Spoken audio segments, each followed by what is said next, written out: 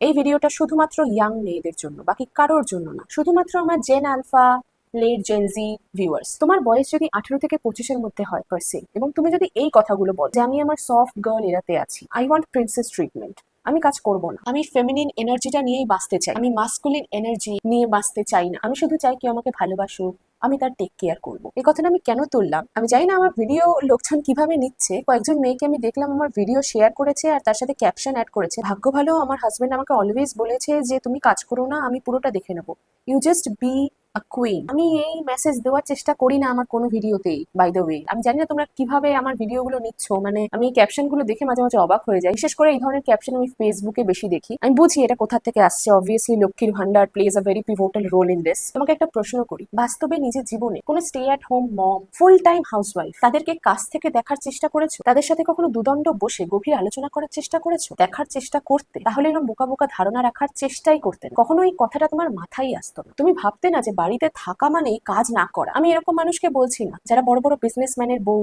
এবং তারা শুধু কাজের নামে সোশ্যাল ওয়ার্ক করে। এটা একটা ট্যাক্স বাঁচানোর কৌশল। এটার সাথে কোনো হাউসওয়াইফে কম্পেয়ার করো। আমি বলছি মধ্যবিত্ত বা গরিব বাড়ির, বরং উল্টোটাই সত্যি। মোস্ট অফ দ্য টাইম হাউসওয়াইফরা ফুল টাইম ওয়ার্কারদের থেকেও বেশি কাজ করে। মাঝে মাঝে দেখা যায় একটা লোক ফুল টাইম চাকরি করছে, তারপরে দুটো পার্ট টাইম কাজ করে বাড়ি ফিরছে, আবার একটা সাইড হাসেল হিসেবে সাইড বিজনেসও খুলে ফেলেছে। দেখা যাবে সেই মানুষটা একজন হাউসওয়াইফের থেকে কম কাজ করছে। এটা এমন একটা কাজ যেটা পরিবার এবং পুরো সমাজ সবচেয়ে বেশি অবহেলা করে, সবচেয়ে বেশি স্বাভাবিক বলে ধরে নেয়। আর একটা মেয়ের জন্য এই জায়গাটা খুবই ঝুঁকিপূর্ণ একটা অবস্থা। কেন জানো? কারণ তুমি সব কটা কাঁচা ডিম একটাই ঝুড়িতে রাখছো। তুমি তোমার পুরো ভবিষ্যৎ একজন মানুষের উপর নির্ভর করাচ্ছ, তোমার ভবিষ্যতের পার্টনারের উপর, বা ধরে নাও ইন্ডিয়াতে হলে স্বামীর উপর, যেটাই বলো। ভাবো তো যদি ওই ঝুড়িটাতে একবার ধাক্কা লাগে সব কটা ডিম নষ্ট হয়ে যাবে। আলাদা আলাদা জায়গায় একটু একটু করে ডিস্ট্রিবিউট করে রাখা ভালো না? একটা অচেনা মানুষ হয়ে তোমার কেউ ক্ষতি কেন চাইবে, সে যদি সাইকোপ্যাথ না হয়? মোস্ট অফ দ্য পিপল চায় যে তোমার ভালোই হোক। সবাই চায় তোমার বিয়েটা যেন একদম পারফেক্টলি টিকে যায়, তুমি যেন একজন অসাধারণ মানুষকে পাও। কিন্তু যদি সে সেরকম না হয়, তখন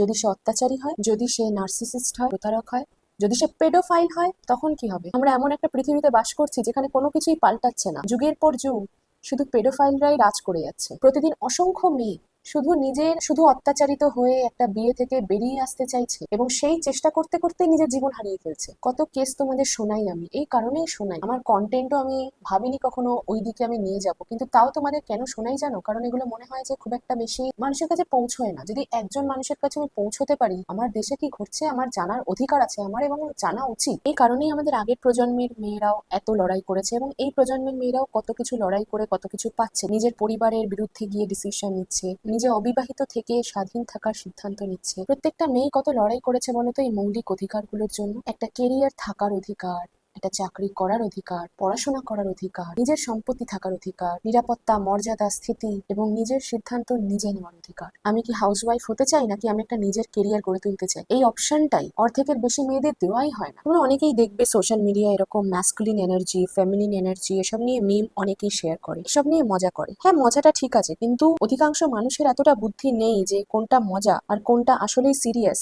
সেটা বুঝবে। হয়তো যে মিমটা বানায় সে মজার ছলেই বানায়, কিন্তু অধিকাংশ মানুষই সেটা মজা হিসেবে নেয় না। তারা ভেবে নেয় এটাই চিরন্তর সত্যি। বাস্তব পৃথিবীতে পরিস্থিতি সম্পূর্ণ আলাদা। বাস্তব পৃথিবী মেয়েদের জন্য নিরাপদ নয়। আমি জানি তুমি এখনো ইয়াং, তোমার বাবা মা তোমার খেয়াল রাখছেন, সমস্ত ফাইন্যান্সিয়াল নিডস মেটাচ্ছেন, তাই জন্য তোমার মনে হচ্ছে তোমার হাজবেন্ডও সেম করবেন, কারণ সেরকমই কাউকে তোমার বাবা খুঁজে আনবেন। যদি কেউ তোমার থেকে থাকে সেটা আলাদা ব্যাপার, কিন্তু যদি কেউ না থেকে থাকে তাহলে তোমার মনে হচ্ছে যে অ্যারেঞ্জ ম্যারেজে তো আমি একটা বড়লোক ছেলে পেয়েই যাব। না বাবু, না পাওয়ার সম্ভাবনাটাই বেশি। আজকাল তো মানুষ ভুয়ো সরকারি চাকরি দেখিয়েও বিয়ের পিড়িতে বসে। বিয়ের পরে জানা যায় যে তার চাকরিটাই ভুয়ো, কন্ট্রাকচুয়ালে কাজ করে। তারপরে তুমি অ্যালিমানির স্বপ্ন দেখছো।